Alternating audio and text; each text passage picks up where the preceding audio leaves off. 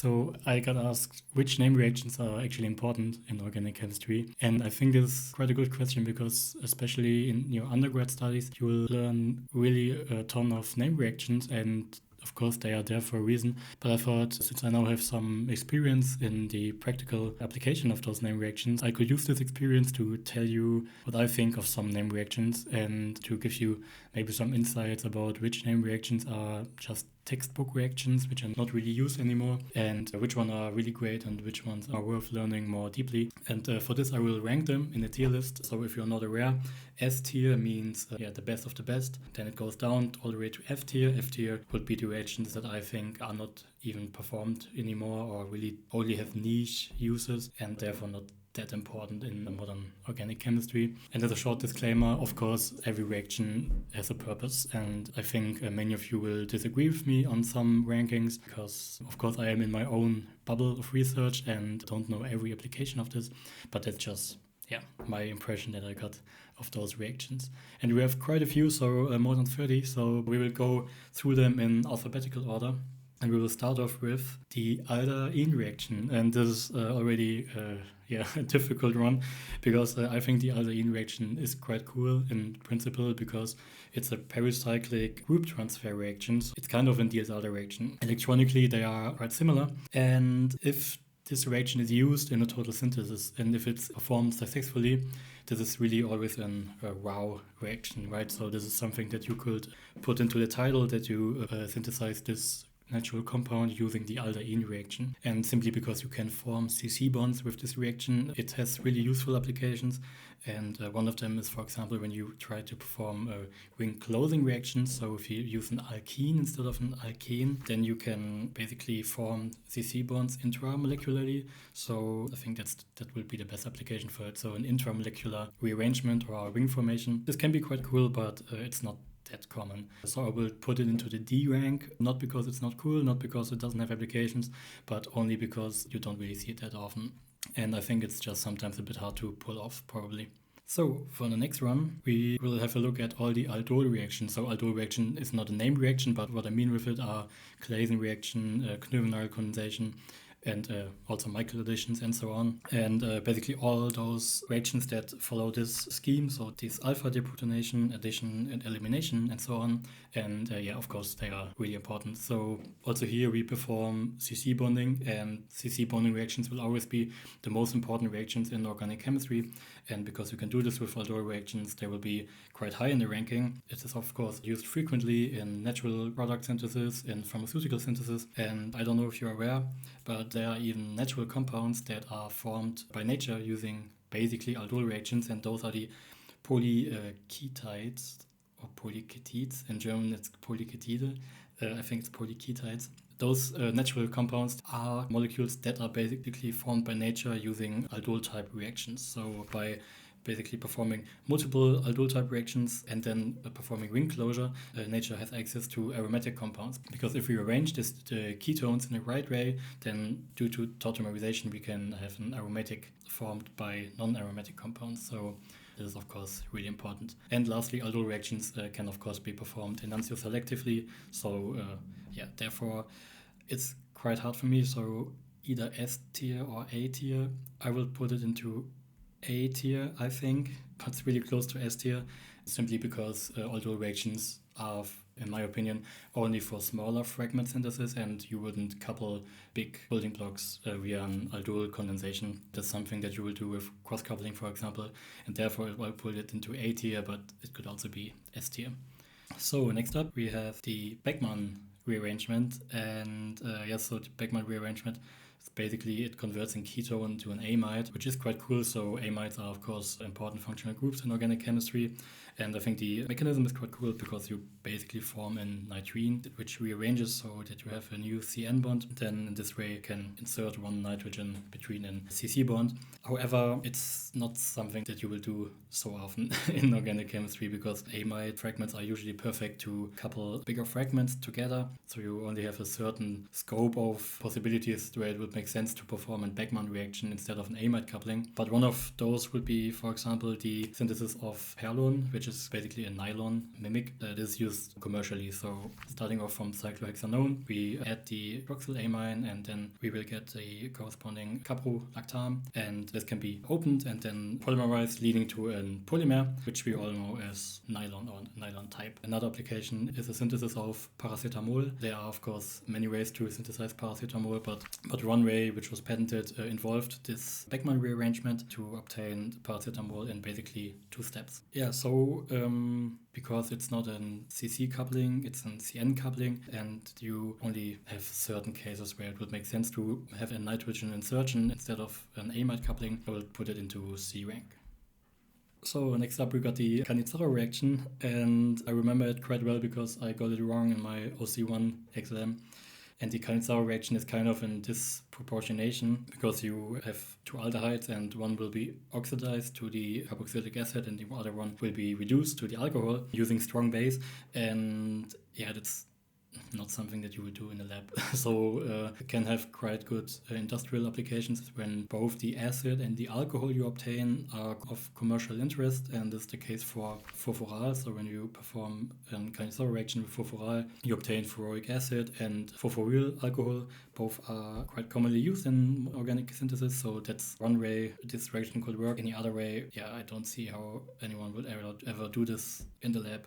And also a big disadvantage is you need aldehydes that cannot be deprotonated in alpha position, because then you will just have an aldol reaction. So we can only use like benzaldehydes, for example. Therefore, I will put it into F rank.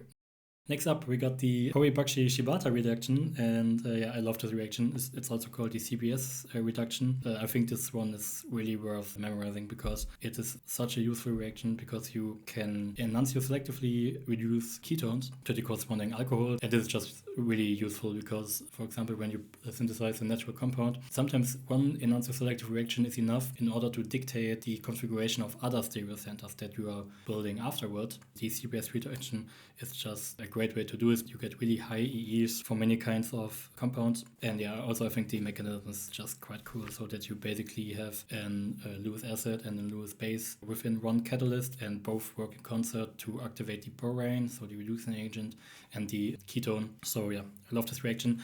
I would put it in S tier if it would be a CC coupling, but yeah, because it's not a CC coupling, I will just put it in A tier.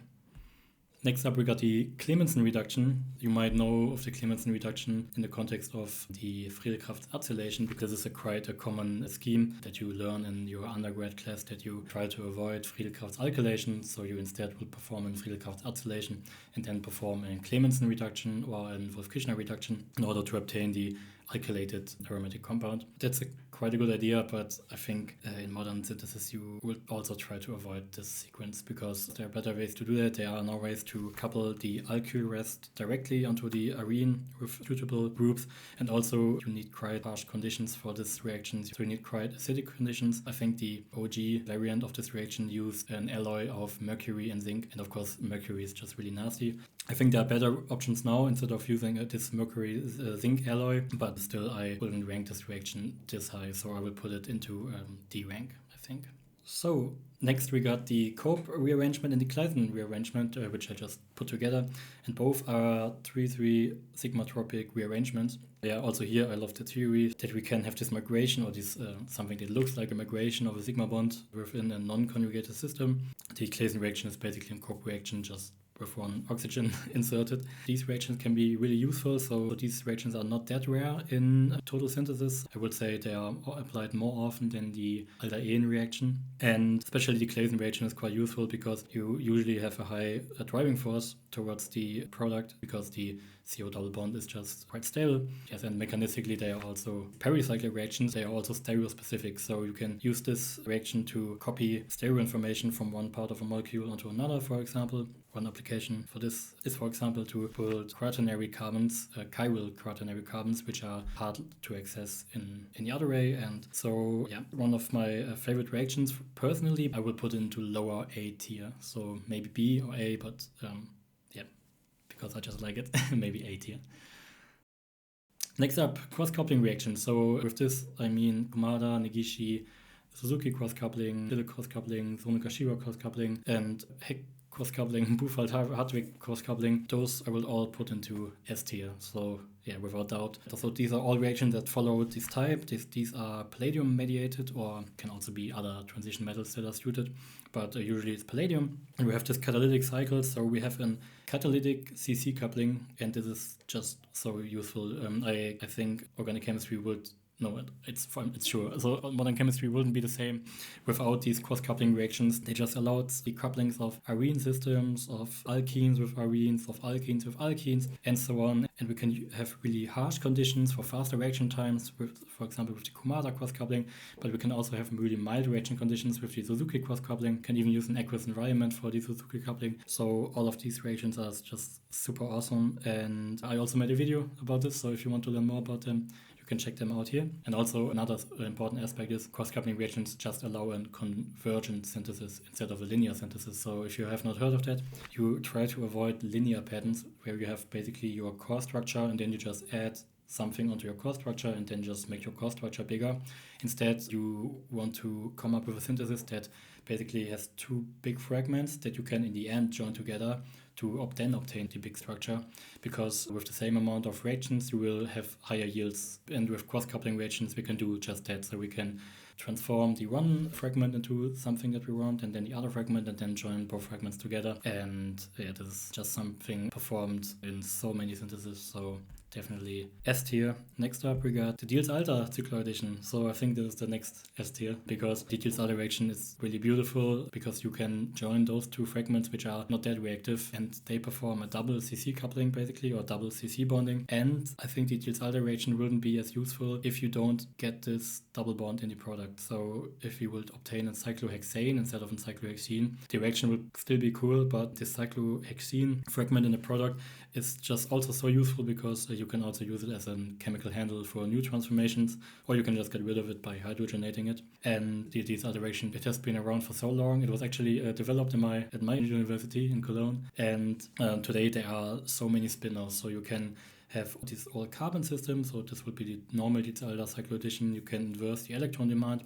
You can put in heteroatoms, so you can perform an oxo Diels-Alder or an imino Diels-Alder reaction, which is something that I tried to perform in my bachelor thesis, so you can check it out here. And the Diels-Alder reaction has been used in many, many famous syntheses. So one example is the estron synthesis by Volhard, who first performed a Volhard alkene trimerization, which is also an insane reaction. I just love this. And then we got this cyclobutane ring unrelated to an arene, and we can open up this cyclobutane, which is a quite common sequence, and then we have a really reactive diene, and then after the Diels-Alder reaction we gain back our aromaticity and have a new fused ring. So yeah, this is just beautiful. This is definitely one of the most important reactions.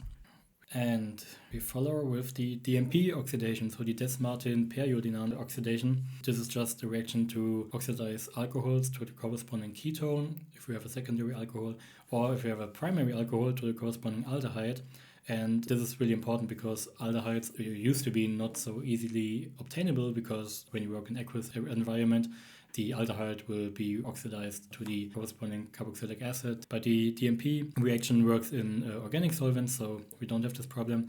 And I also performed it myself. So this reaction is just 1 minute and it's done for some substrates. And also the oxidizing reagent, so the periodinane itself, is also quite easily obtainable. And mechanistically, you can have a look. So the iodine is reduced from iodine 5 to iodine 3. And thereby oxidizes the alcohol. I would also put it into A tier, I think, because it's also really frequently used in organic synthesis.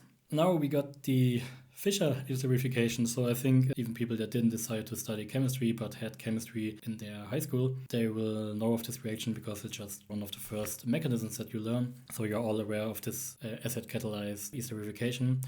And yeah, I think it is not really communicated that early that this reaction is actually not done anymore, because this is an historically important reaction, but the equilibrium is not really in favor of the product. So you won't really get high yields with this reaction, except if you distill off water using azeotropic distillation, but who wants to do that? So today we just have way better methods. So we have the Steglich esterification or the Mitsunobu esterification. And this is something that you will do to obtain esters in high yields. And the Fischer esterification, yeah, no one does it. I would rather use the acyl chloride instead of performing the Fischer esterification, so I would put it into F tier. Next, also from Fischer, the Fischer indole synthesis. So, also quite a famous reaction to obtain an indole from two fragments, basically from hydrazine and from a ketone. Yeah, I think it's quite cool. So, mechanistically, you can have a look. It also involves an sigmatropic rearrangement, which is the reason for the CC coupling. And then we get this nice heteroaromatic compound. Of course, it's quite niche because you don't always use indoles in organic synthesis. But when you have to use indoles, then you will go for the Fischer indole synthesis, I think. There are, of course, other reactions for that, but I would rank it into C rank, I think, because indoles are important, but not that important in organic chemistry. Then we got the Friedel-Crafts acylation, which many people learn as one of the first name reactions. I don't think I have to say much about it. So we perform CC coupling using an arene and an acyl chloride. And I think it's a bit hard, so maybe B tier, but no, maybe let's put it into A tier because this is quite commonly used, I think. So this is also quite a solid reaction to perform CC couplings. It also allows basically the conversion synthesis of bigger compounds, I think. So let's put it into A tier. So next up we got the other variant, so it is the Friedel-Crafts alkylation.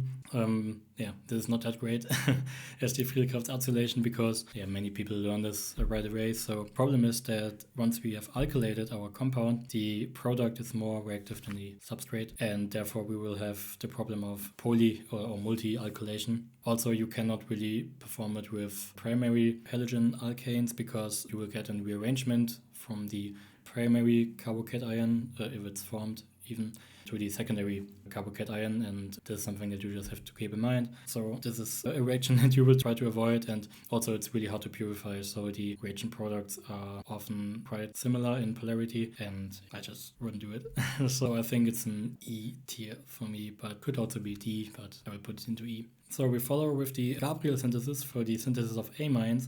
So if you're not aware, primary amines are not that easy to synthesize because you cannot form them by nucleophilic substitution of ammonia onto an halogen alkane because you will just get the tertiary amine at the end. And the Gabriel synthesis is a workaround for that. So we basically have this amide which displaces the chloride from our desired compound, and because we already have a tertiary amine and this tertiary amine is also quite desactivated, the reaction will stop there, and then in order to cleave off the amine we have to add hydrazine.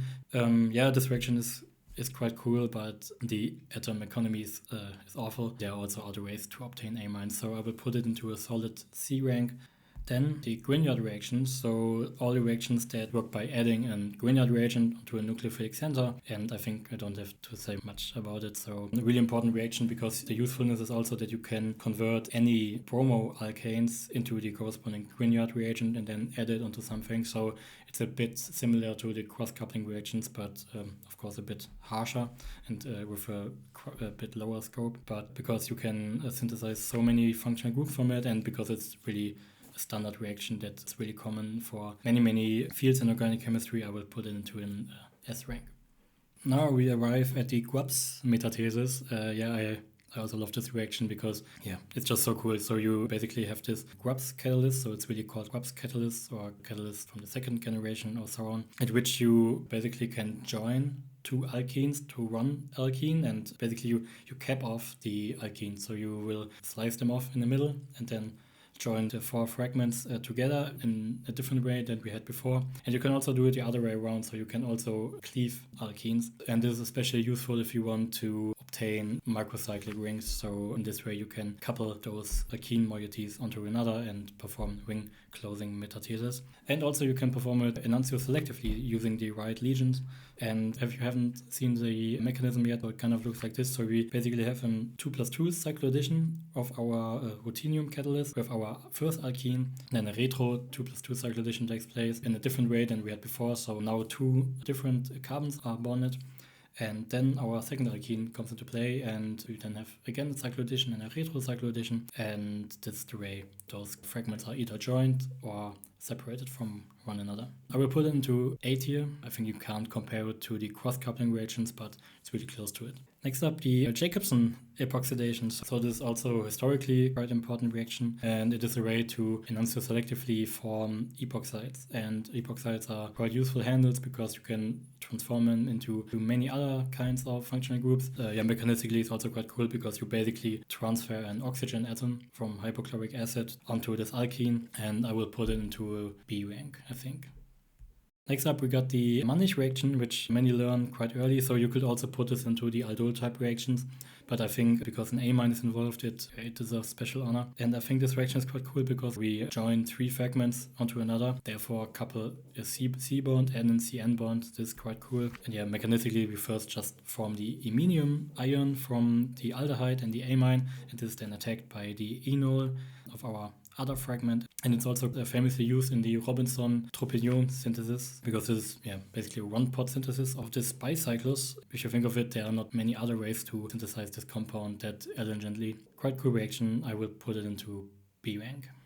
We follow with the McMurray reaction, and it's a bit difficult. So many people learn of this as like the back reaction of the ozonolysis reaction. I mean, it looks cool because you can basically join 2 different fragments onto one another and have also kind of a metathesis. However, if you think about it, you cannot really use 2 different carbonyl compounds because you will just get a mixture of the 3 different coupling products, and therefore it's only suitable for symmetric products. So one example, which is quite famous, is the synthesis of this molecular motor, which basically performs a dimerization of this one fragment to obtain a C2 symmetric compound. And this is, I would say, the most important application of this reaction, and the yields are not that great. This is of course also due to the system, but from what I've heard, this reaction is not that reliable. So I will put it into E rank, but it has its applications, of course.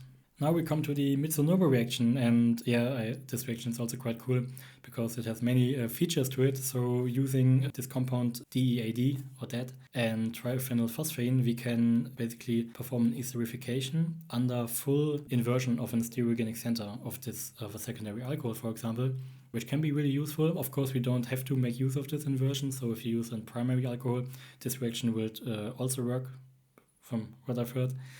And we can not only use carboxylic acids as a coupling partner, but we can also use other nucleophiles. So when we have a look at the mechanism, the last step is the step at which inversion takes place. And here the carboxylic acid attacks onto this activated carbon. And here we can use any other nucleophile. So we can also use an alcohol and form an ether. We can use an amine.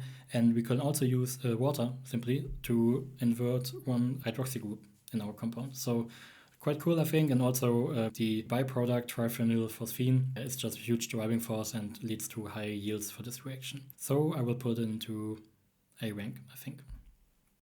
Now Sandmeyer reactions, also quite frequently learned. They are really useful to attach different functional groups onto an aromatic compound. We just have to have the amine available, then we will perform an deazotation, and then under copper catalysis we can add halides, so chlorine, bromine, cyanide is also possible, and we can also, if we just use water, obtain the corresponding phenol, so that's quite cool. And in general, without using copper catalysis, we can also add different functions. So once we have this diazonium salt, we can use other reagents to just put an hydrogen there, to put fluorine there, to put an iodine there, and so on. So quite a fancy reaction to obtain carbon heteroatom bonds. And mechanistically, I think it's also quite cool. Therefore, I will put it into B rank.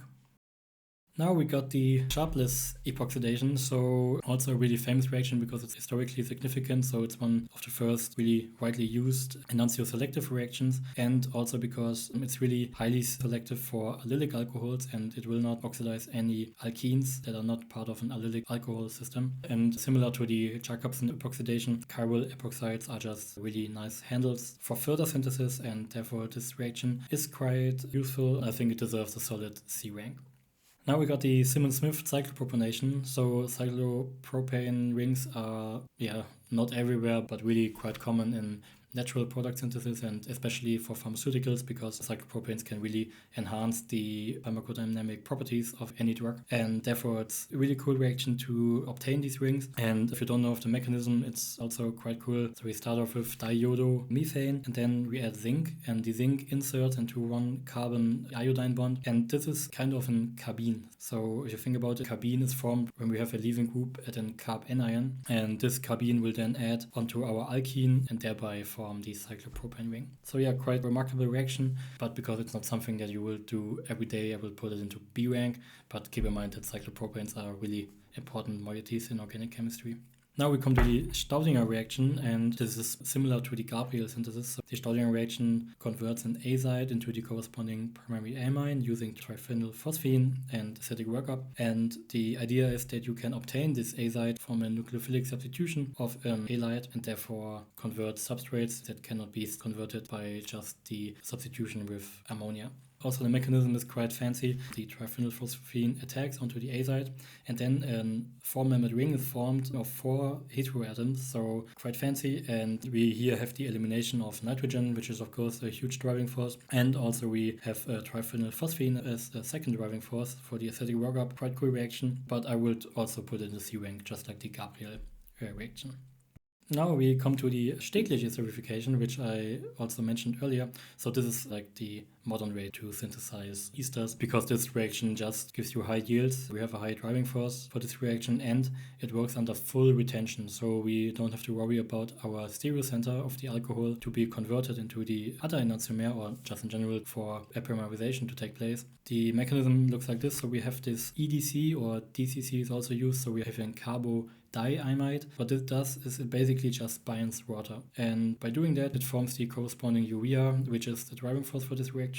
And using a nucleophilic catalyst such as DMAP, we couple this ester. Yes, and because this is really an important reaction for esters, I will give it a B rank if it will include the amide formation. So if you want to synthesize amides, it's basically the same reaction, just with a few different reagents. So you wouldn't use DMAP, you would use HOBT, for example. But I think this is not considered a Steglitz amidation. So because Steglitz esterification is only specific for esters, I will put it into B rank below the Mitsunobu reaction. But if amides are included, then it would be in A rank. And if you want to have a look, I also mentioned my bachelor thesis earlier. So I performed this reaction several times during my bachelor thesis. So I can tell you this is quite a reliable reaction. Now we got the Stetter reaction, and yeah, this reaction is cool in theory because it involves an Umpolung. So we basically switch the polarity of our aldehyde from having an electrophilic carbon to having a nucleophilic carbon, and this can then add onto a Michael system, and then we obtain 1,4 diketones. And this reaction by itself, if we only consider cyanide as a catalyst, I think I will put into an F rank because no one will use cyanide anymore for this. But if you include N-heterocyclic carbenes, which are basically modern variant of this reaction, then it would be B or A rank. But if we just consider cyanide, because I think this is the OG Stetter reaction, I will put it into F rank. But if NHCs are used, it will of course be higher. And nature also uses N-heterocyclic carbenes, which I think is really cool because vitamin B1 has this carbene moiety and also performs an Umpolung reaction to perform decarboxylations of compounds. And it's just really amazing that basically nature came up with this before chemists did. Next up, we got the Swern oxidation. Yeah, it's also a way like the DNP oxidation to synthesize aldehydes. Of course, atom economy is bad, and I also performed this reaction. It smells really bad. So this is because the byproduct of this reaction is dimethyl sulfide, and it smells like shit. So no, not like shit. It smells like vomit, and yeah, it's really nasty, but the reaction is really useful, and therefore I will put it into B rank, just below the DNP oxidation, just because it's a bit cleaner. Now we don't have that many reactions left, but we arrive at the Wittig reaction, and I will also include the Horner-Wadsworth-Emmons variant of this reaction. I think the Wittig reaction is one of my favorite reactions because I love the theory, and there are so many different layers to this reaction, because you can synthesize thermodynamically disfavored Z alkenes, but you can also, using the right variants of it, synthesize the E alkenes. I think E-lights, E-lights are really normal for me now, but when I first heard of them, I thought like, what the heck? So what is that supposed to be? Like this anionic carbon next to this cationic phosphorus. And of course now I know ylides are quite common in many mechanisms, and there are also other ylides, so sulfur ylides, euodonium ylides, for example, or even arsenium ylides that can be used in organic synthesis. And yeah, but I think the Wittig reaction has just the coolest use of it, and it's so useful because also here you perform CC coupling. And yeah, mechanistically it's also quite cool because it proceeds via a four-membered ring, which will then cleave because it's not stable, and we here again obtain triphenylphosphine as a byproduct, so yields are quite good with this reaction. And it's just a short explanation for the Z selectivity. So this reaction proceeds via a Packard transition state, and this Packard transition state aligns in a way that in the product it will eventually form the less stable Z alkene. But because in the first transition state this arrangement is more stable, this is kinetically favored. Yeah, this is quite cool. And as I said, we can change this trend once we use stabilized ylides, because now we don't have this kinetic control anymore, and now we will get the thermodynamically stable E alkene. So for me, the Wittig reaction belongs into S tier. Now we come to the Wolff-Kishner reduction, related to the Clemenson reduction in the way it's applied. It is a way to transform ketones into the corresponding alkanes, and instead of using acidic conditions like the Clemenson reduction, we now use basic conditions. And yeah, for the same reasoning as for the Clemenson reduction, I wouldn't rank it that high. And also you sometimes need to create a sophisticated setup for this reaction. I will also put it into D rank. And I think we arrived at the last reaction, and it's also the worst, I think. So the Rhodes reaction it's basically the first cross-coupling reaction, because we used sodium to couple two alkyl halides and perform CC coupling. It would basically look like an SN2 type reaction, but this reaction is just full of side reactions, so you will have rearrangements and eliminations and so on, and this is just so no one would do this anymore. It has some niche applications for the formation of really strained rings, but except of that, no one will do that, so I will also put it into F tier. Well, and now we arrived at the final ranking, and yeah, I'm sure you could discuss a lot of it. Just let me know in the comments what you think, and also support this channel by subscribing and liking, and I will see you in the next video. Thank you for watching.